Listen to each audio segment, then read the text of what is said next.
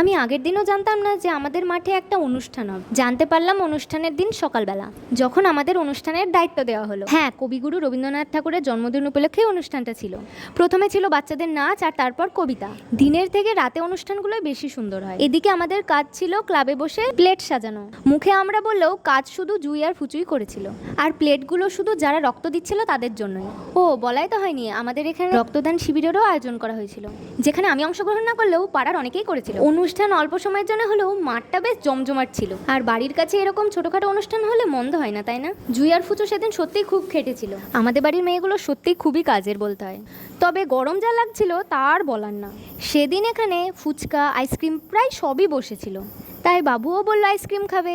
এত গরমে আইসক্রিমটা সত্যি খুবই দরকার। নাচ করতে আসা বেশিরভাগ বাচ্চাই তো আইসক্রিম খাচ্ছিল। তবে আমাদের ক্লাব থেকে বাচ্চাদের জন্য কেকের ব্যবস্থা করা হয়েছিল, যেগুলো বাচ্চাদের হাতে তুলে দিচ্ছে স্বয়ং জুই ও ফুচু। একটা সত্যি জিনিস কি, যখন আনন্দের মধ্যে থাকা হয় না, তখন গরমটা বোঝাই যায় না। অনুষ্ঠানের শেষে হয়েছিল অমল ও দয়ালা নাটক, যেটা দেখার জন্য আমরা অনেকক্ষণ ধরে বসেছিলাম। আগে থেকে যদি জানতাম অনুষ্ঠানটা হবে তাহলে আমরাও পার্টিসিপেট করতে পারতাম, কিন্তু এখন আর কি আর করা যাবে। তো সবাই দিনটা খুবই এনজয় করেছে এবং আমরাও খুব এনজয় করেছি। তো ভিডিওটা ভালো লাগলে অবশ্যই like, comment, share, follow, subscribe সব করে দেবেন।